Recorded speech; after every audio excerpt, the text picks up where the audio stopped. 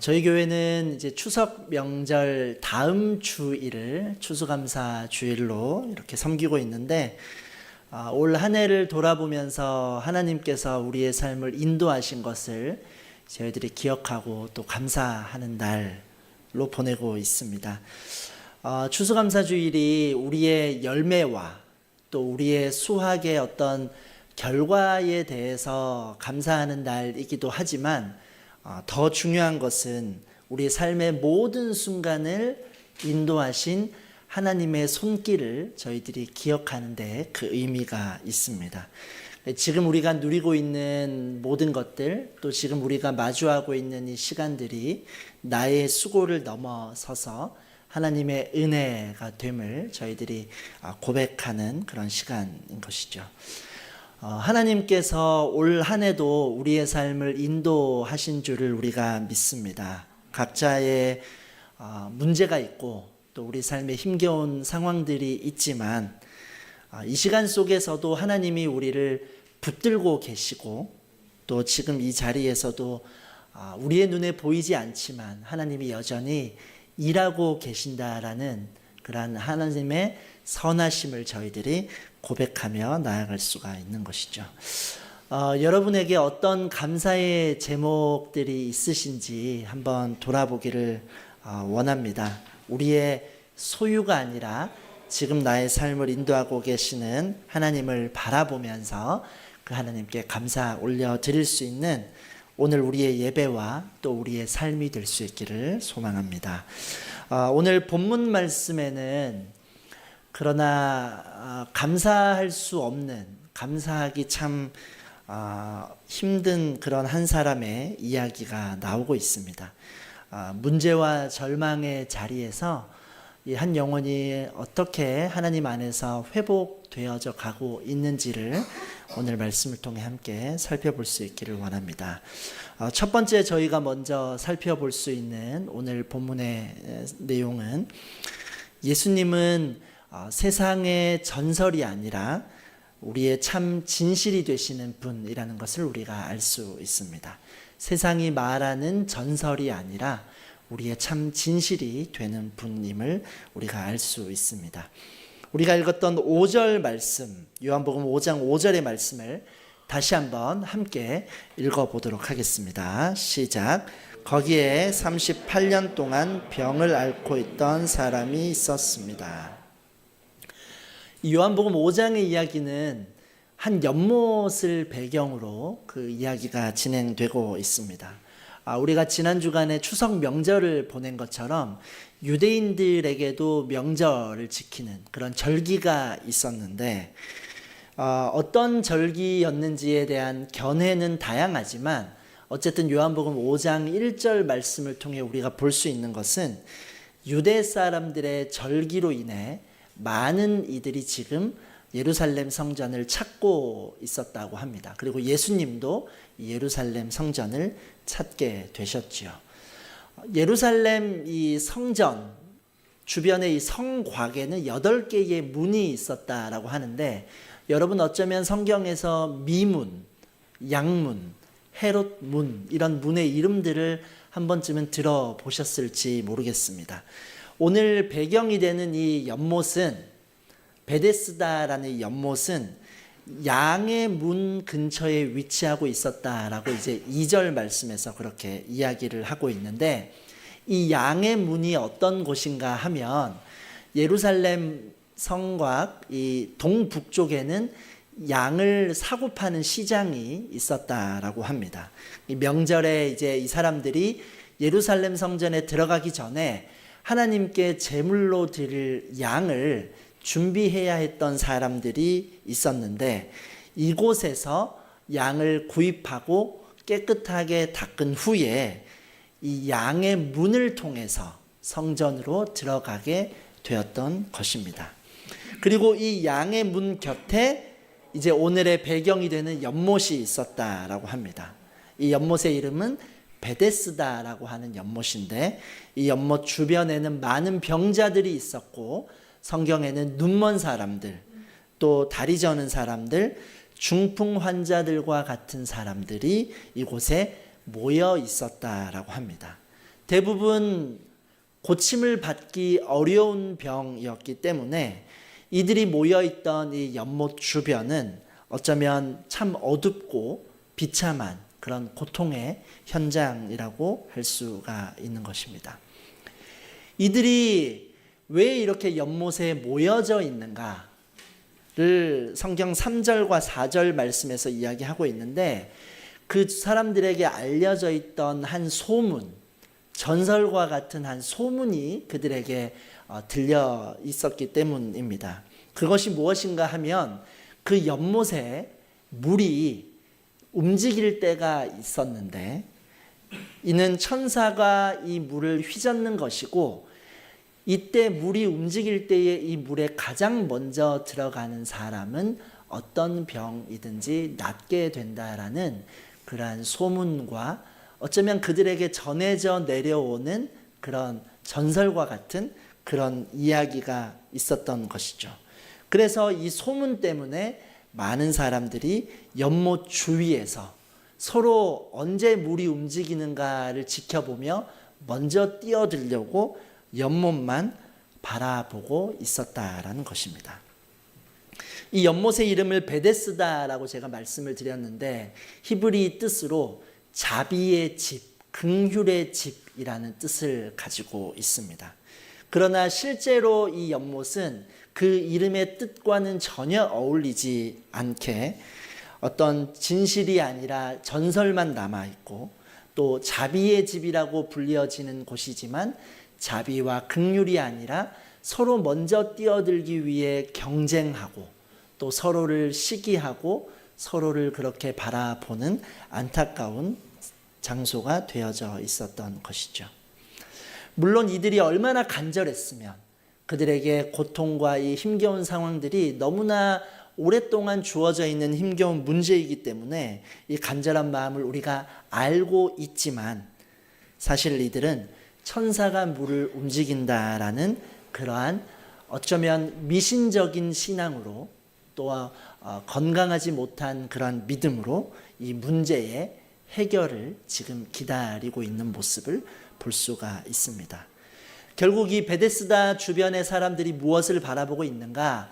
하나님을 온전히 바라본 것이 아니라 물이 움직이는 그 때만 바라보며 생각하며 물만 쳐다보고 있었다라는 것입니다. 그들이 유일하신 하나님을 믿는다고는 하지만 이렇게 안타까운 모습으로, 잘못된 모습으로 이렇게 그들의 문제 해결을 바라보고 있는 것이죠. 제가 예전에 우리나라 한국 전쟁 이후의 이야기를 들은 적이 있습니다. 이 전쟁 이후라서 참 아픈 사람들이 너무나도 많았는데, 한 시골에 있는 교회에 이제 병을 낫기를 바라는 사람들이 이렇게 많이 모였다고 합니다. 근데 그 당시에 이제 한 소문이 있었는데, 그 소문이 무엇이냐 하면 물을 떠다 놓고 기도를 하면 병이 낫는다라는 그런 이야기들이 예전에 얼마나 또 소망하는 마음이 있으면 그런 마음이 있었겠는가 생각할 수 있지만, 교회가 많은 사람으로 붐볐던 때이지만 사실 그 기도의 내용보다 그 떠다 놓은 물에 더 집중을 하거나 어떤 결과에만 사람들이 집중했던 그 모습을 제가 들은 적이 있었던 것이죠. 사실 그 물 자체의 능력이 있다라고 저희들이 전혀 볼 수가 없는 것 아니겠습니까? 결국은 이 베데스다 연들에 생각해야 될 것이 무엇인가? 물이 움직이는 때를 기다리는 그 전해져 내려오는 소문을, 그 전설과 같은 이야기를 하나님 그 존재, 하나님을 향한 믿음이 아니라 물이 움직이는 그 때를 바라보는, 그때만 기다리고 있는 이러한 신앙의 왜곡이 그들에게 더 중요한 모습으로 다가오고 있는 것입니다. 심리학자 에릭 프롬이 자신의 책에서 이런 말을 한 적이 있습니다. 자막을 보시면, 종교는 사람을 해방시키거나 또는 속박시킬 수 있다. 중요한 것은 하나님을 경험하지 못할 때 우리의 신앙은 곧 제도가 되고 또 제도는 곧 우상이 될 수 있다라는 말을 했습니다. 우리 신앙에 이런 모습이 있지 않은지를 생각해 볼 수 있는 것이죠. 우리가 살면서 여러 문제를 만나고 또 이 문제의 해결을 기다립니다.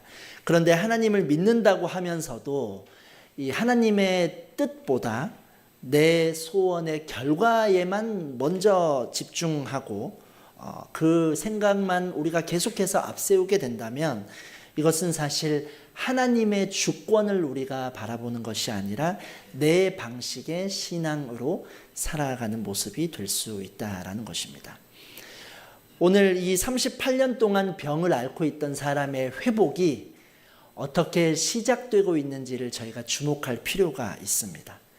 물이 움직이는 그때만 기다리고 있던 그들이었지만 사실 그들에게 회복의 시작이 되고 있는 것은 물이 움직이기 시작했을 때가 아니라 예수님이 그들에게 찾아오시기 시작하셨을 때 이 회복의 문이 열리고 있다라는 것을 우리가 기억해야 하는 것이죠. 우리의 삶의 회복이 어디에 있는가?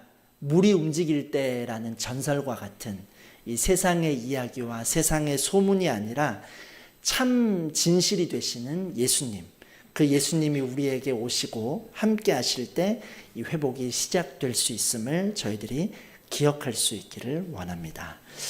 또 한 가지 저희들이 살펴볼 수 있는 중요한 사실은, 그래서 예수님께서는 우리의 절망의 자리를 소망으로 바꾸어 주시는 분이시라는 사실입니다.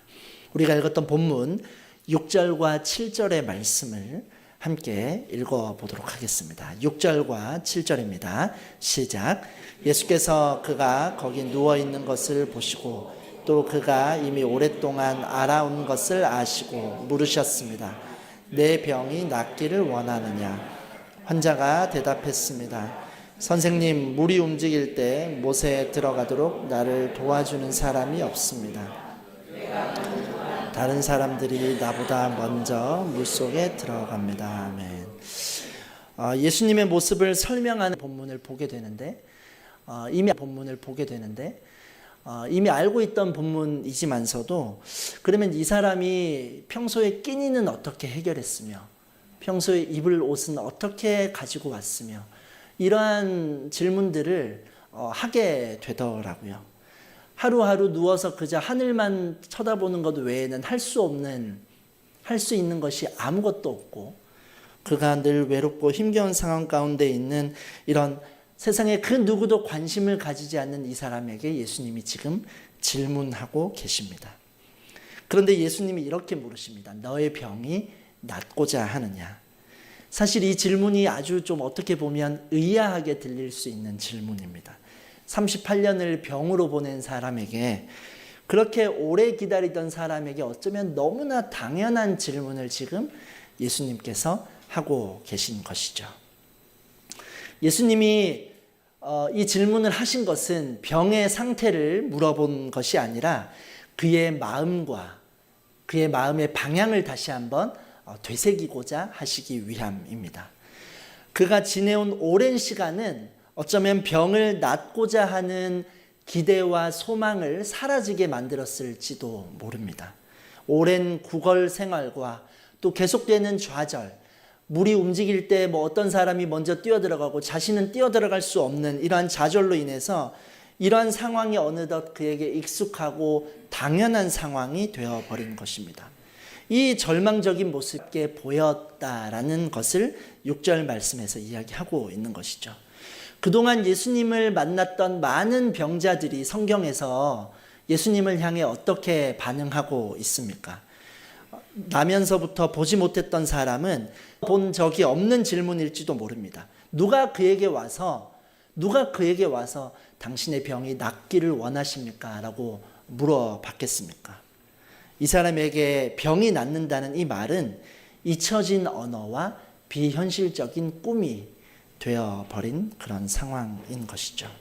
그래서 이 사람 역시 7절 말씀에서 그렇게 말하고 있죠. 물이 움직일 때 나를 도와주는 사람이 없습니다. 그러니까 스스로는 할 수도 없고 엄두도 낼 수 없는 이 사람의 생각은 결국에는 연못에 들어가지 않으면 자기는 나을 수가 없다라는 그러한 생각을 하고 있는 것이죠.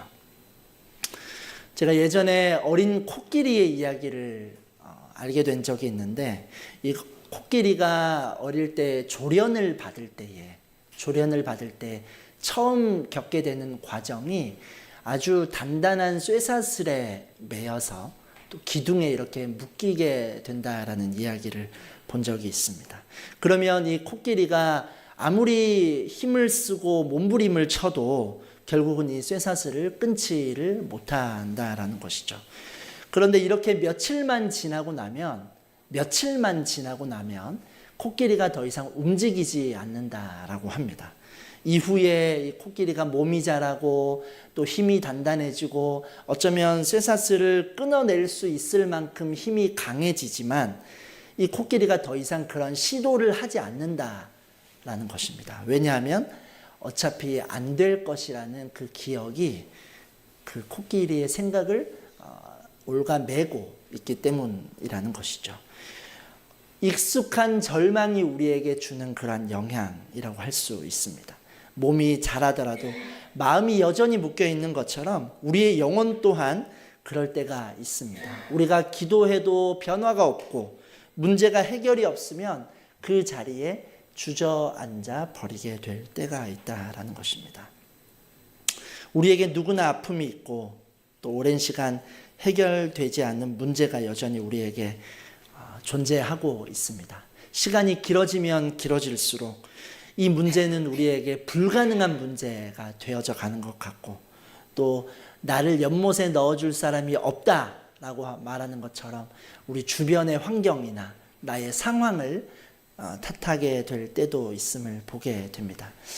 예수님이 오늘 이 사람에게 너의 병이 낫기를 원하느냐라는 이 물으시는 것은 그의 마음속에 있던 잃어버린 소망을 다시 한번 일깨워 주시고자 하시는 것입니다.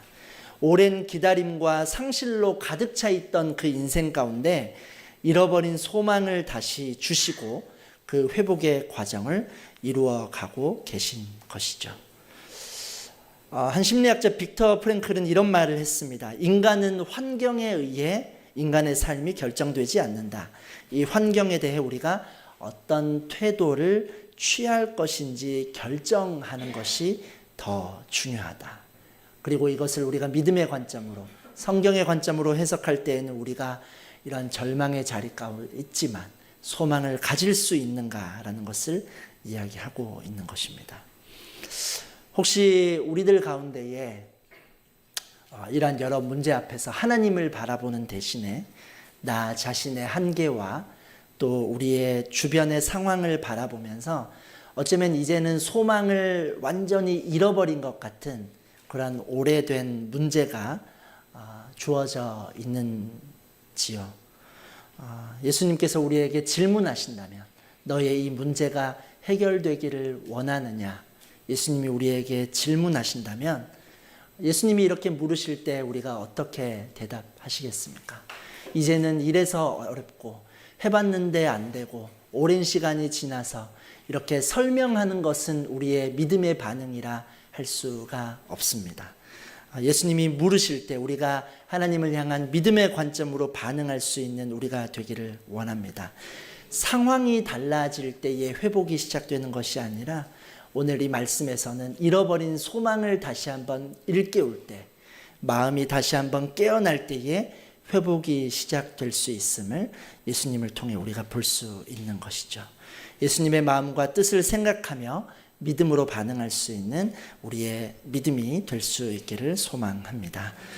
그래서 우리가 마지막으로 볼 수 있는 마지막 중요한 영적 교훈은 예수님이 우리의 온전한 회복의 길이 되신다라는 사실입니다. 예수님만이 온전한 회복의 길이 되시는 분입니다.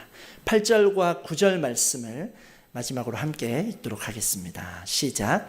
그러자 예수께서 그에게 말씀하셨습니다. 일어나 내 자리를 들고 걸어가거라. 그러자 그가 곧 나아서 자리를 들고 걸어갔습니다. 그날은 안식일이었습니다. 네.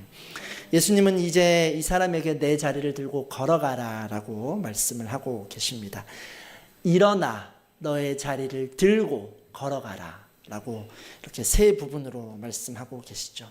오랫동안 눌려왔던 한 번도 일어서지 못했던 이 사람에게 일어나라 라고 말씀하시는 것은 그동안 오랜 시간 그를 눌러왔던 내면의 절망에서 벗어나라 라는 이러한 초대의 의미로 예수님이 말씀하고 계십니다. 오래된 습관이 그에게 있었을 것입니다. 자신을 비참하게 만드는 그러한 형편과 처지가 있었지만 이제 그 자리에서 일어나라라고 권면하고 계신 것이죠. 또한 자리를 들라라고 말씀을 하십니다. 자리를 버려라라고 말씀하셨을 수도 있는데 자리를 버려라가 아니라 자리를 들고 일어나라라고 그렇게 말씀을 하시죠. 과거를 완전히 지우거나 과거에서 완전히 분리된 삶을 사는 것이 아니라 그 자신의 과거를 새로운 의미로 해석하고 또 바꿀 수 있는 믿음의 전환에 대해 말씀하고 계신 것입니다. 그리고 걸어가라라는 이 말씀은 오랜 시간 멈춰 있던, 오랜 시간 정지되어 있던 그의 인생 가운데에 말씀을 통하여서 그동안 그가 경험하지 못했던 전혀 새로운 방향으로의 삶으로 살아갈 수 있도록 걸어간다라는 개념 자체를 전혀 모르는 이 사람에게 걸어가라라는 새로운 영역으로의 삶으로 예수님이 말씀하고 계신 것입니다. 그리고 그 결과 그가 곧 나아서 자리를 들고 걸어갔다라고 성경은 우리에게 도전하고 있습니다. 오늘 이 사람이 경험한 이 온전한 회복이 예수님으로 인한 온전한 회복이 저와 우리의 삶 가운데에도 동일하게 나타날 수 있기를 예수님의 이름으로 소망하고 축복합니다. 이 병자는 이날 자신의 몸만 치유된 것이 아닐 것입니다. 말씀을 곰곰이 묵상을 해보면 예수님은 이 사람의 육신뿐만이 아니라 마음과 생각까지 완전히 온전하게 치유하셨다라는 것을 우리가 믿음으로 고백할 수 있습니다. 그가 원래 가지고 있던 생각이 무엇입니까? 혼자 연못에 들어갈 수 없어서, 더 이상 회복이 일어날 수 없어서 수동적이고 무기력한 어떤 그 사람의 마음이 그를 올가매고 있었지만 이제 예수님을 만나게 되었을 때 어떤 생각을 하게 되겠습니까? 더 이상의 연못은 나에게 필요가 없구나. 내가 그토록 붙잡고 있던 물이 움직이던 그때는 더 이상 아무 의미가 없구나. 오직 살아계신 예수님이 나와 함께 하심으로 온전한 회복을 경험한 이 사람은 연못에 들어가지 않고도 낫게 되는 그 길을 발견하게 된 것입니다. 경쟁하지 않아도 살 길을 열어주셨고 예수님이 그를 연못에 데려다 주지 않으셨습니다. 그가 그토록 붙들고 있던 그 생각을 넘어서서 연못에 데려다 주신 것이 아니라 그 자리에서 말씀으로 그에게 선포하셨을 때 그가 온전한 회복을 경험하게 된 것을 우리가 볼 수 있는 것이죠. 우리가 살아가는 이 세상은 자비의 연못보다는 경쟁의 연못의 모습과 가깝습니다. 그래서 진실이 아니라 전설을 믿게 만들고 거대한 문제 앞에서 우리가 이제 더 이상은 움직이고 싶지 않을 정도로 낙심하고 절망의 자리에만 머물게끔 하는 것이 바로 이 세상의 소리입니다. 예수님이 오늘 이 38년 된 병자에게 가장 필요한 것을 주셨는데 그것은 바로 연못에 데려다 주는 일이 아니라 어쩌면 그 사람은 그것이 전부인 줄 알았겠지만 연못에 데려다 주는 것이 아니라 예수님 자신을 알게 되는 것. 그리고 그래서 그 사람들이 한 번도 생각하지 못했던 그 예수님과의 만남을 통한 치유와 은혜를 오늘 이 사람에게 알려주고 계신 것이죠. 그래서 오늘 이 이야기의 본질은 치유에 있는 것이 아니라 그것을 넘어서서 우리에게 주시는 복음의 원리에 가깝다라는 것을 우리가 볼 수 있습니다. 베데스다의 물이 아니라 예수님의 말씀이 우리를 새롭게 하는 내적 회복의 길이 되는 것이고 문제의 해결보다 우리의 마음이 깨어나고 또 환경보다 예수님을 바라볼 때 우리의 삶이 다시 움직이기 시작하는 것입니다. 사랑하는 여러분, 이제 말씀을 마무리하기를 원합니다. 오늘 추수감사 주일인데 우리가 다시 한번 생각해 볼 수 있기를 원합니다. 우리의 감사가 우리에게 감사가 있는지, 또 감사의 이유가 지금 나의 소유와 나의 상황에 있는지, 아니면 나를 구원하여 주신 예수님, 또 그 예수님 한 분만으로 우리가 감사할 수 있는지를 돌아볼 수 있기를 원합니다. 세상이 말했던 그 당시의 전설처럼, 소문처럼 들려오던 그 베데스다 연못은 그들에게 진정한 회복을 주지 못했습니다. 그 낙심과 절망은 오히려 그들로 하여금 믿음을 잃어버리게 만들고 또 주님과 멀어지게 만들지도 모릅니다. 그러나 오늘 말씀을 통하여 우리를 구원하여 주신 이 예수님은 우리의 세상의 소문과 전설이 아니라 참 진실이 되시고, 또 우리의 절망을 소망으로 변화시키시며 우리를 온전하게 회복시켜 주실 수 있는 유일한 분, 바로 예수님이 되신다는 사실을 우리가 기억할 수 있기를 원합니다. 그 예수님을 기억하며 감사의 제목을 누리고 살아갈 수 있는 저와 여러분의 삶이 될 수 있기를 주님의 이름으로 축복합니다. 기도하겠습니다. 사랑과 은혜가 충만하신 하나님, 우리의 영혼을 새롭게 하시고 또 회복의 자리로 인도하시는 예수님의 은혜를 우리가 기억할 수 있기를 원합니다. 세상의 소리와 세상의 방법이 아니라 오직 예수님만이 우리에게 참 기쁨과 또 회복의 주인이 되시는 것을 우리가 기억하며 믿음으로 걸어갈 수 있는 한마음 가족들의 삶이 되도록 함께하여 주옵소서. 추수감사 주일, 우리를 인도하시는 하나님을 발견하며 하나님으로 인하여 감사할 수 있는 우리의 마음에 또 우리의 믿음이 될 수 있도록 함께하여 주옵소서. 예수 그리스도의 이름으로 기도드립니다. 아멘.